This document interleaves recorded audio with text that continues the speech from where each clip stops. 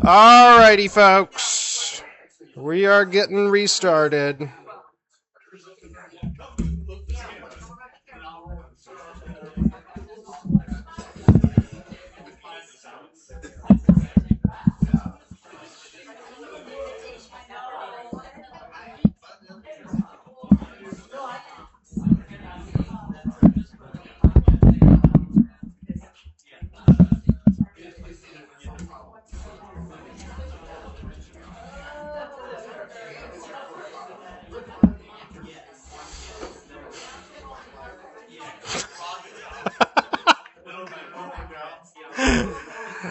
Alright, people. I'm going to get started. Very chatty Quakers. It is the way with things. Yes. Bill's laughing over there. He's amused. Okay, so day one of this presentation, we looked into a little bit of how we have declined or continuing to decline, some of the causes. Day two, we heard about how we have a lot of opportunities in that decline. We have a lot of younger people who have beliefs that actually line up pretty well with our beliefs, and that there are ways that we can reach out to these people, even though sometimes it feels like maybe that doesn't seem possible, but it is. Today, we're going to focus in on really two things, which is outreach and then some internal characteristics that I think your meeting needs to have to be successful. So one thing I want to say is we are not talking about entirely changing everything at your meeting. We're talking about some relatively small changes to how your meeting approaches things. You're going to continue doing most of the stuff you do and just refine it a bit going forward. And I've said this a couple times, but I can do a longer form or the same form of this presentation at meetings if you would like. So you're welcome to just talk to me if you want me to come talk to your meeting about this sometime. So I'm going to start us off today with outreach, and I'm going to give you a warning that I'm going to break you into small groups. So you might find a circle of three to five people near you to have some discussions with as we go forward. But I'm starting us off here with one of the assumptions from that Zeitgeist summary document I sent you. That is that basically if traditional religion wants to attract people, the burden is on religious groups to actually innovate and market themselves. And we talked about how there used to just be a organic, natural, societal-driven urge to sort of participate in religious groups that is now gone. And now we really have to do the work of actually trying to draw people in much more deliberately. And I'm just taking this as, this is just factual. This is just the way it is now with younger people. We also talked about all the barriers that young people have to participating in church that our outreach really needs to overcome. There's the intense busyness. There's lots of negative experiences. There's cultural baggage with the distrust of institution, distrust of churches specifically, fear of being manipulated, all the things that make people pretty hesitant to participate in church that we have to overcome. So Myron, you can go to the next slide where I'm going to talk a little bit about like what do I actually mean by outreach? So I've got the definition here that I'm using, which is basically just outreach is us taking God's presence outside of the walls of the church to be God's presence for others who often don't experience it. So we're trying to be the presence of God that we feel for others, to really manifest that. So I want to talk a little bit about how we used to do outreach as churches. So think back to that time where being a good person, a good member of your society meant being a member of a church, being involved in your community, being a part of all of these different groups. Outreach in that time basically just meant you get out in the community with your group so people know who you are. And then people will naturally sort of sort themselves into different churches, which is basically what happened. Like pretty much everybody was part of a church. It just depended which one they went to. That is obviously not going to work for us now. People have all of these hesitations about joining. So we need to have a different model of doing outreach. And that basically means we need to go out into our communities and actually build relationships with people before they're going to have anything to do with us. We have to, step one, get out in our community. We still have to do the things that previous generations had to do, but now we have to do the relationship building on the outside rather than inside our church like it used to happen. There's a whole nother step here that we have to do. That can look a million different ways. You can build relationships with people in lots of different ways. You can go out and sit at a coffee shop and just talk to people and build relationships with them, network with your friends. There's lots of different ways that we connect with other people. It's getting more deliberate about really being present for them and really being invitational to our spaces with them. Okay, who has a question, thought, concern at this point? Because I'm going to break you up into some groups now. But I want to give you a chance to push back.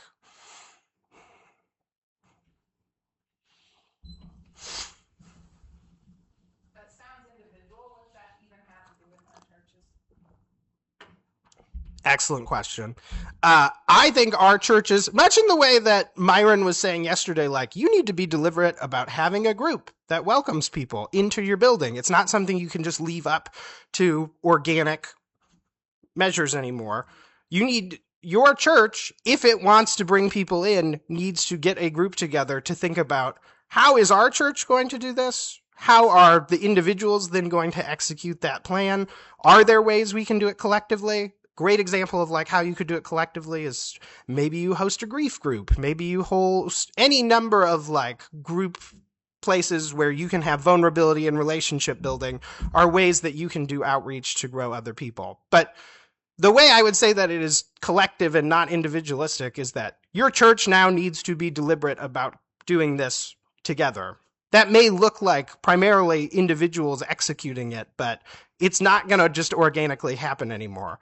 And lots of our people may say, oh, I already organically am invitational and reaching out to people. But when it's just in these disconnected individual ways without coming together to try to do it, it generally just kind of falls flat.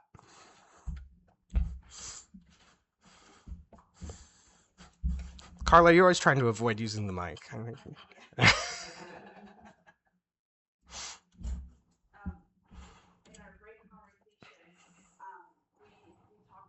Myron, is this mic on? In our break conversation, we talked about that when someone shows up at a friend's church, like there is like no pathway to inclusion, there is no pathway to membership. We don't give them information about when our activities are, and those are very simple things that we can work on. Doesn't have to be complicated things, but just very simple things that just take a little bit of time of planning and organizing just to be very clear about how people can get involved. And those are kind of the internal measures, and like there's a whole step beyond that of doing external work. Rachel, you were just saying no, shaking your head. Was that? Yeah, okay.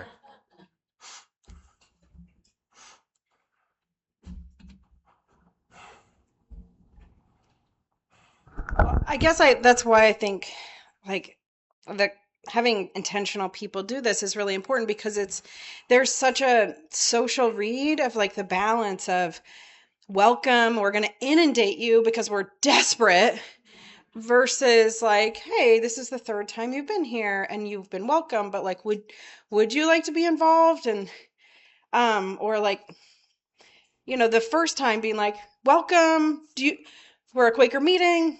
If you've ever been to one, you might know what happens. Would you like me to walk you through what happens, or do you just want to ride it? Like, and that's kind of how I approach people, is like, would you like an explanation or not? And I get really different answers. It's very inconsistent, but I think there's like a real social nuance that happens in that dance of the first couple of times, with like inundating desperately versus like invitation and do you want to be on the email list? Well, I don't know yet. Like, it does require like some social savviness.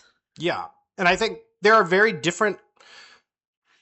people who have spiritual gifts for this, who are good at it. And probably all of your meetings have someone like that, but it's also something that we can train up if we're more deliberate about it. But I also just want to say those spiritual gifts can look really different. So I'm going to single out two people here who I think have different personalities. Like Rachel is very good at this. She's good, has brought in a lot of young adults and is good with that way of doing things.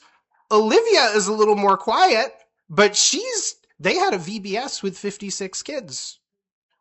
She brought up about as many campers as anybody. She is very good at bringing people into her meeting and into the yearly meeting. So lots of people have these gifts in different ways. And when we come together to think about it and talk about it, I think we can do a much better job. Jade, you had your hand up. Come on up. Well, we often say, like, oh, Quakers are all socially awkward, but, like, no, we can find ways to do this. That's kind of what I wanted to speak to, is that I think sometimes we make this either a personality thing or, like, we really moralize. So when we think about, like, being welcoming and we're like, if we consider that maybe our church isn't as welcoming as it could be, we feel like, wow, we're bad people. Tom and I went to guest preach at a church in seminary, and like afterwards gave feedback to a leader from the church that we didn't know he was going to share with the congregation, but he did. And that was, he said, how was it? And we said, well, they were nice, but they weren't welcoming. And when he told them that, they were really offended, because they took that to mean like, oh, they're saying like, we don't like want to welcome people, but that's not what we actually meant. What we actually meant was we could tell that they sincerely wanted to welcome us, but they didn't do the things that made us feel welcome. And so this is often just really practical. And I think that's the place that a lot of churches are actually like having a gulf, is like, it's not because you don't have enough extroverts. It's not because you don't have enough, because you're morally bad. It's because you haven't thought through setting up these simple steps and practical things. So one of our churches in Quaker Connect, honestly, you would say this is already a thriving church. They look great on paper. They have a lot of things going for them. They have 3 to 5 visitors a week, and they have a greeting team. So check and check, right? But they weren't retaining those people very much, and they didn't know what the people's experience was. Often people were kind of sneaking out before they ever talked to anyone. And so, they developed, through working with their companion and like doing spiritual direction, like thinking about what does it really mean to welcome, they came up with some guidelines and made like a flyer and like started like empowering their greeting team to like do more in terms of like having some skills and steps that you take in a small talk conversation to get it to like, how do you like open that to being like an actual spiritual conversation? And they saw like great yield from that. And I just think so often it's that. So like thinking in terms of like small action steps and very practical things is very helpful.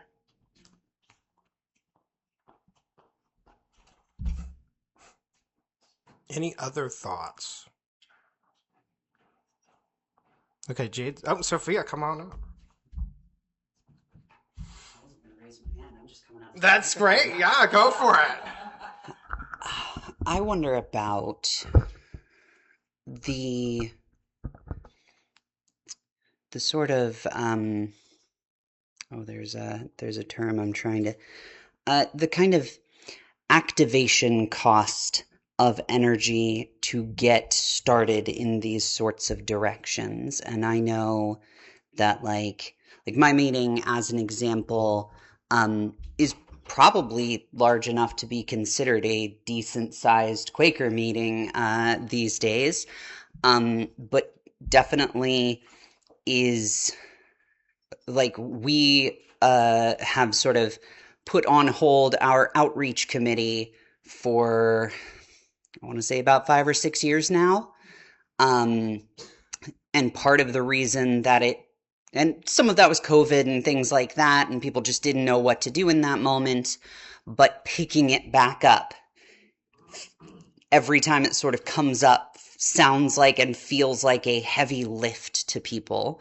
And I wonder about sort of what are the things that could help us to get rolling on that kind of thing. And I wonder what ways our meetings who do these things well can support the meetings who are not, don't even know where to start or that sort of thing. Whether it's through yearly meetings, whether it's through sort of direct mutual support in those situations, like if there is a place that has a program that's doing really well, can we share resources about like the Vacation Bible School programming that we were doing, or can we have someone come and like just be the greeter at a meeting that they're not a member of to help to kind of model that and give people just a start on it. That's what comes to mind for me. Which, between Jade and Sophia, we have an excellent segue. And I'm going to cut us down to one query here for your smalls groups. We're going to do some of this work together right now. So it's on my to-do list at the yearly meeting that we are going to get you some resources and plans, and even Sophia's excellent idea of having somebody show up at your meeting to model how to do this. And right now, we can come up with some ideas of what you need at your meeting. So here's my query. What skills or resources does your meeting need to do more outreach? So talk in your small groups for, let's say, 7 minutes right now, and we'll circle up and share again together. So what skills or resources does your meeting need to do more outreach? No, we're talking outreach right now. We'll have another time where we talk about welcome too.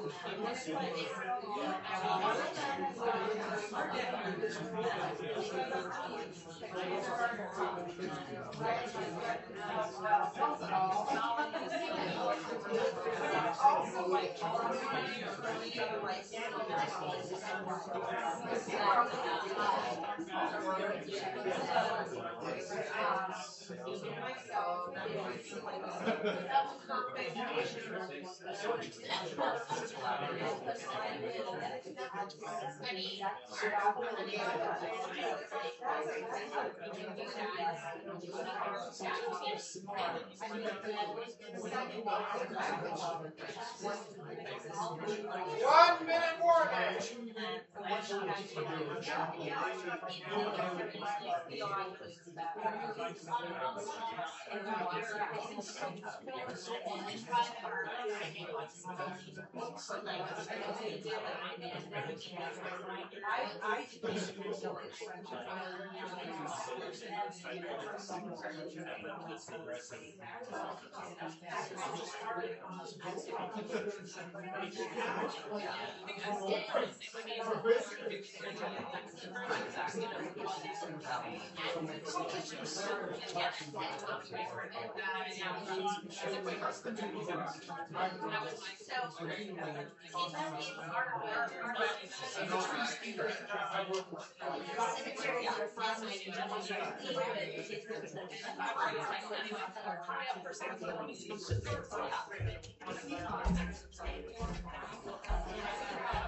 Okay, folks, let's bring it back together here.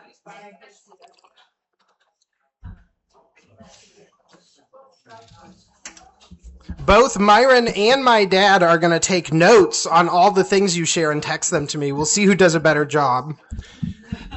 What stood out from your groups about resources or supports that you need to do outreach? And you are probably going to have to come up to a mic. Katrina, nice. Be the starter. Somebody else in my group said we need people under 70. Okay, so you need some younger people. Okay. How do you get it? What else?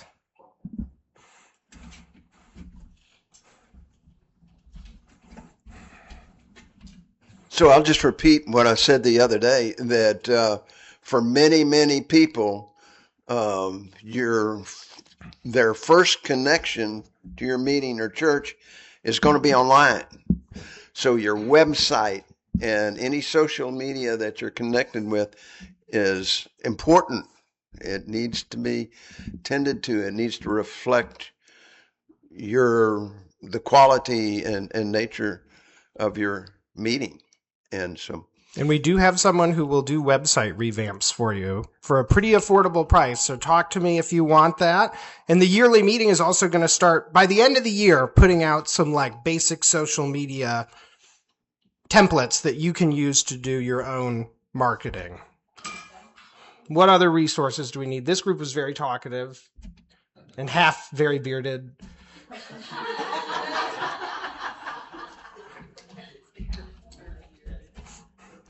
We didn't talk about this at all.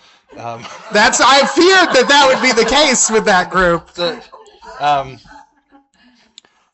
That a resource that a meeting needs for outreach is a deep internal reflection in the same processes they're working on outreach.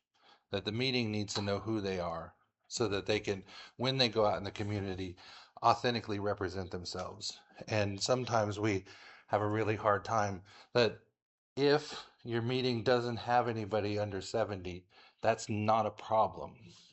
That is an asset. And so how can you take advantage of the depth of wisdom you have with you? Or if you are a bunch of kids, how can you take advantage of the energy and enthusiasm you have? I mean, kids and like this kind of kids, not 40-year-old kids.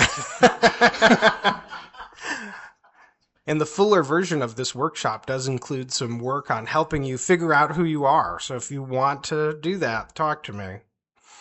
What other resources did we need?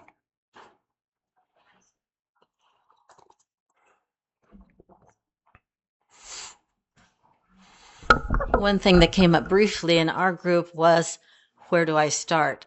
Yeah. And so I think a good resource would be for the meetings to share what is working in your group so that everybody else could look at that and say, oh, would this work for me? Or, you kind of have a beginning to get some ideas from. So, and then also using what you have in a new way by tweaking it, making it, like we have Quaker Day, not Quaker Day, we have a farmer's market at Plainfield Friends, and we have flyers there, but we need to have our volunteers, be caringly say, this is about our church if you want to know more about it, and we can give you a tour of the church. Right now we pass out water and popsicles, and they love it. They drop off prayer requests and we pray for them. But this would just be a little extension of what we're already doing to make it better. Yes, that's great. So sort of a guide on how to tweak things, a starter guide and a support group. I hope my note takers get that down. Huh?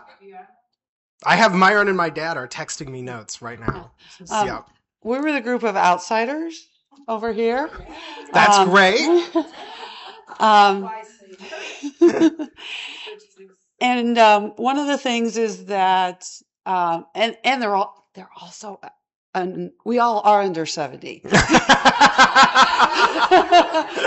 some of us not by much, but, and then in this group, it was that Quaker and our past and the social justice.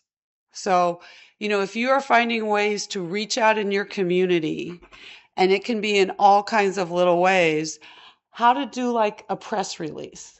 Because a lot of your, newspapers and all are always looking for something to do, and that can attract people to see that you have something coming up, and they can come, and then you can invite them in from that as to how they connect.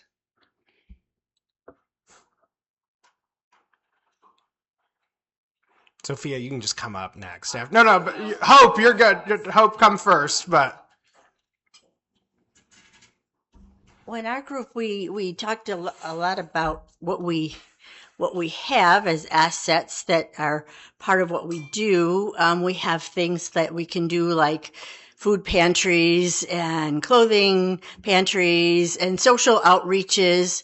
And the other thing that we have as a high value is historic recognition. That's been a good social statement over time. But where we got stuck, and I think that's what they were addressing over there in this group of almost all bearded people. But thank you, Carla, for being a good person to help balance things. Was how do we help people know who we are, not who we were, and not the things that we do, but who are we as a people? Mm-hmm. And so I think we need some help on that, and I think that's where we're talking. I think that's the key question, and we didn't have time to really sort through that. So, and I think I would love to hear your conversation over there because we may have had a similar conversation. So connect after this meeting with those two groups, and definitely need more resources around identity exploration, I'm hearing.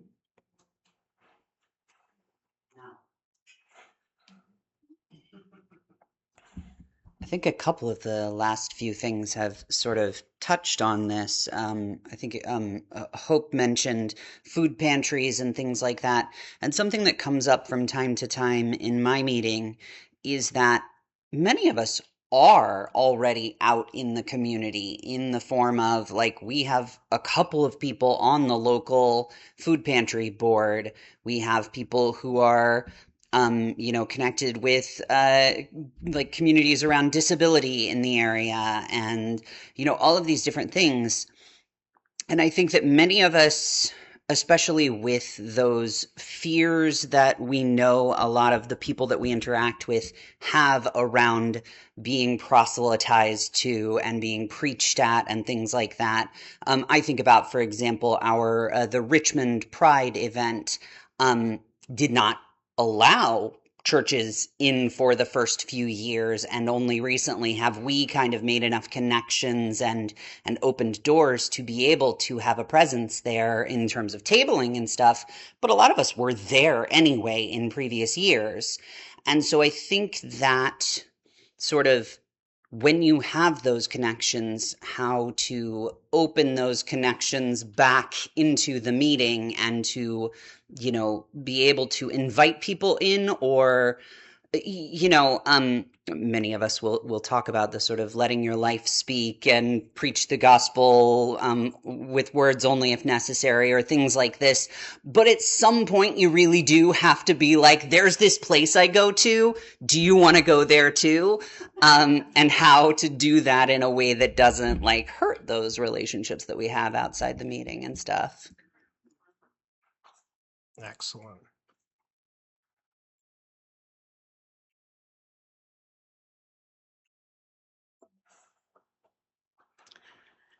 as I thought, since we broke up our little group, talking about we have the youth coming to a youth group. We had a youth group at Mooresville for a while as well. And we actually got some of the adults to come to worship. We did Vacation Bible School years ago. And I said, Dale Graves came and taught photography. Phyllis Smith taught quilting. And we had other little groups that did things with the adults when the kids were doing the Vacation Bible School type things. We have the weekday religious ed kids that come into the building. They have so few now that they're not doing their end of the year program, so we're not getting the parents to come in to the church that one night at the end of the year. We had Cub Scouts, I guess more than once. I was involved with them the last time they were there. And actually had a parent say, well, if you think you're going to get us to come to your church for worship, you got another thing coming. The boys are coming for the Cub Scouts. That's it. So it's a fine line in you get the kids to come or you get the adults to come, and you got to try to get them both there at the same time. You got to get them in the building multiple times. We've talked about that, I know, at Mooresville. Getting them in the building, getting them to come back to the building, and trying to figure out what's going to keep them there. We have a large sewing group on Wednesdays. Most of them are church somewhere else within the county. So we're not getting anybody from that to come to church. So there's a fine line there. How do you get both sides? You got the older ones, you got the younger ones. You got to get them to all come. And I think that's an issue on how to make it available and welcoming for all ages. Okay. Well, I thank you all for your help on that. And if you're interested in talking about this more, one, I'm happy to get emails, texts, calls about other ideas, thoughts you have. If you want to be a part of a group that will be talking about this going forward, let me know, because I'm sure I'll be convening a small group to talk about how we can develop these resources in a helpful way. I want to move to my next. Oh, no, you're good, Myron. You beat me there. All right. I want to talk a little bit about internal things at the meeting. And again, going along what Kathy said, these are often tweaks. These are not fundamentally shifting what your meeting does. You're going to be doing a lot of what you're already doing. It's just a question of how do you integrate these things that are really important to younger adults to make your meeting more vital. So we talked yesterday about the exploration of the self as being something that is like pretty much the central guiding interest of these younger adults. So we're really looking for ways to integrate, meaning and purpose into what we're doing. How do we explore that with younger friends? How do we help them with ethical guidance? How do we help them with vocational discernment? Types of things that we would have grouped under sort of like discipleship in the past, but finding ways to integrate them into all the things that we do. So if you do a Bible study, being a little bit more deliberate about how do we include some meaning and purpose, vocational discernment kind of stuff into those activities, knowing that these younger people need that and get it pretty much nowhere else. Spiritual exploration. This is basically how do you have room for different practices, experience, and backgrounds. I am not talking about you changing your fundamental values. I am not talking about you becoming a Buddhist Quaker congregation, but I am talking about you having space for people who have those experiences, because most of these younger people have experiences with different practices from different traditions. And how do you create especially a non-judgmental environment, which is going to be the worst thing you can do, is if it's a judgmental environment, you're going to scare people away right away. How do you create space for people to explore those things within your community? And then the last one is deep community. I think Myron has talked a lot about these kinds of things. Close connections, meals together, real support and intimate connection with people in your meeting. And real support, I mean, like, do you help people with their kids in some ways? If they have a financial issue, can we find ways to be meaningfully supportive of that? Can we help younger people with job connections? Like real, tangible support that younger adults are needing right now. These are the kinds of things that we need to be reaching for in our meetings if we want to be successful. We don't really have enough time to do. Does anyone have like a burning question about those three before I split you into a small group? Can I add a word? Yes. I think rather than using non-judgmental spaces, I would use the word curious. That's just excellent. Be curious about people's exploration. Yes. Yeah. Yes. The goal is a curious space. The thing to avoid at all costs is a judgmental space. But curiosity is what we're aiming for. Thank you, Rachel. And I know Mike was burning to correct me there as well. Sure. Also, the other day I was talking to Carla about what do we really have that people can't find anywhere else. And like, as much as we do a lot of social justice work and it's good, but that is also something that somebody else can find in some other activist organization. We've got, like online presence, which is good, but that is, we like, there are so many, we are being bombarded by lots of ads, lots of things. Human connection,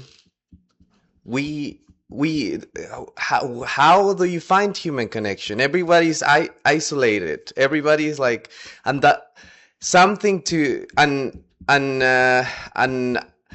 we tend to rely on what we don't have, but we like, I'm from a dysfunctional family, but here at the church is where I found like uncles, aunts, grandparents, and this richness, and to be available to folks that, that it is something that is rarely available out there.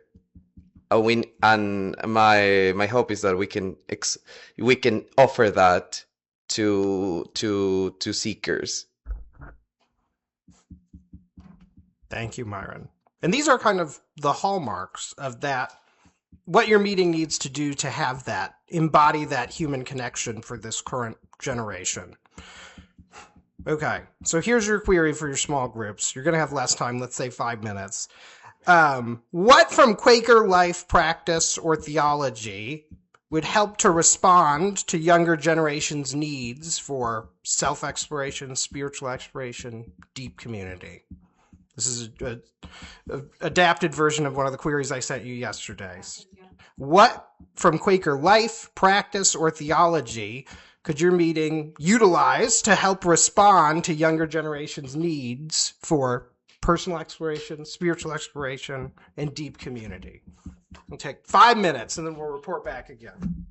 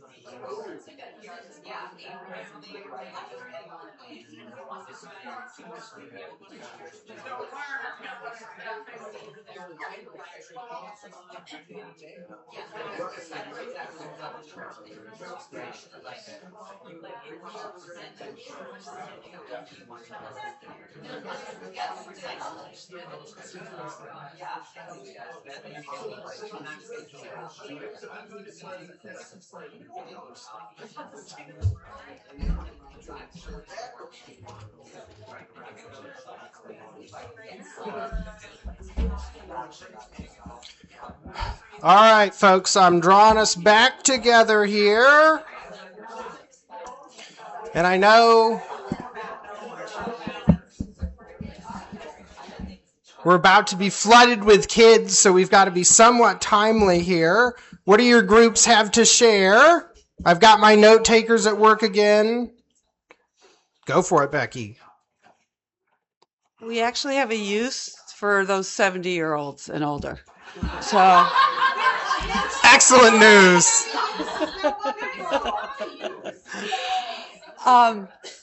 So especially in non-program meetings, there's a lot of people who come to Quakers who don't have the Quaker Foundation.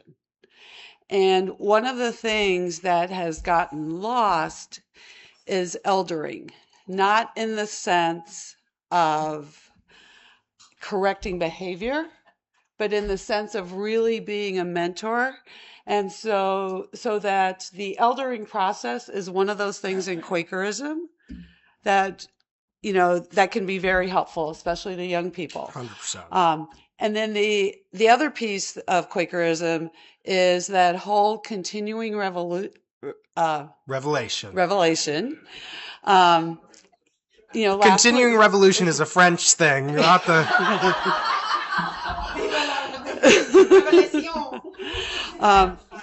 And the fact that there's uncertainty in the world, and there's uncertainty, and so the whole idea that we don't have all the answers, but we can work through them together.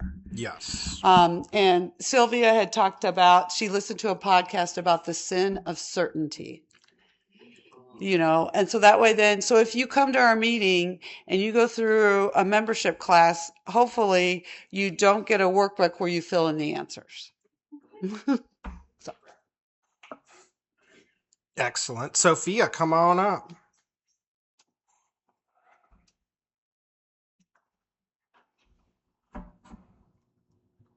This speaks well to what Jade and I first went right to, that what we have to offer as a Quaker community is the ability to discern together and to find the way forward for an individual, for our community, for whatever.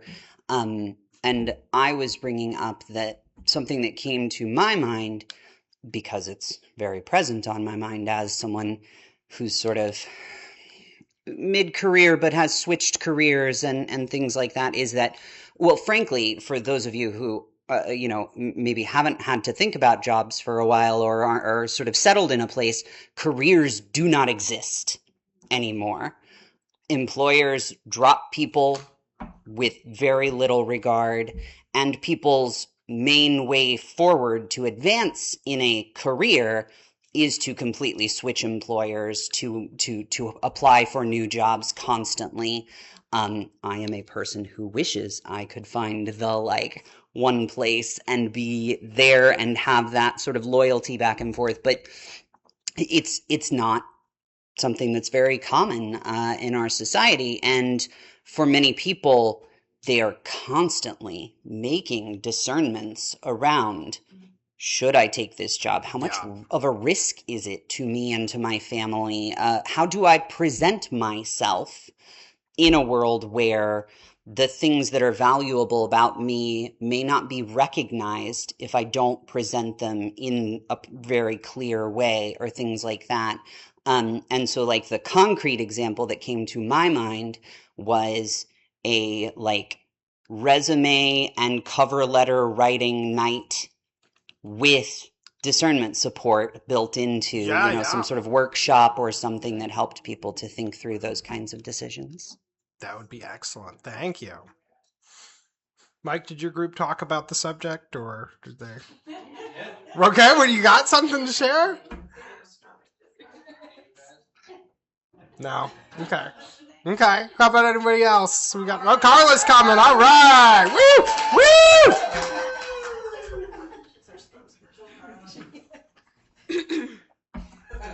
So I've had the opportunity to begin 2 Latino Friends meetings. And one of the things that I said from the beginning was that we should focus on community, and that we provide places for people to have conversations. And one of the things we do is we have the service, and then after the service, we usually have fellowship time. And one of the pastors says, how come people are always desperate for me to end my sermon, but they're standing here and it takes 2 to 3 hours for them to be in deep conversation, and it doesn't matter that they have to wake up early in the morning to go to work, and people are usually there very late because we have our service at 6, and then sometimes I think we've closed at 10:30, and people just don't leave, and the people that have to clean up can people but it's good that and people are supporting each other, they're giving each other rides. The one of the Cuban families that I sponsor the other day told me, yeah, I'm taking another lady from church to the welfare office, and she's doing a lot of the things that we used to do for her. She's now doing it for other people. Thank you, Carla. Josai coming up.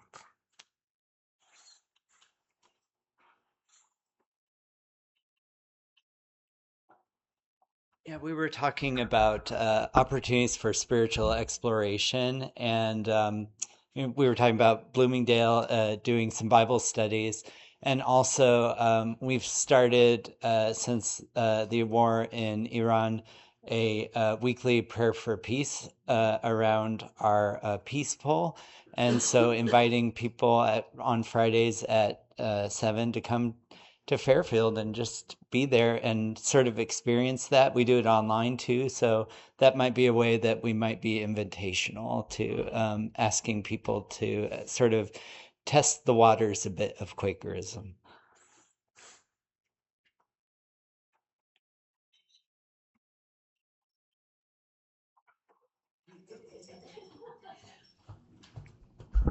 So I'll just build on what Carla was saying. I tell people I became a Quaker because of FCNL, and that is definitely true.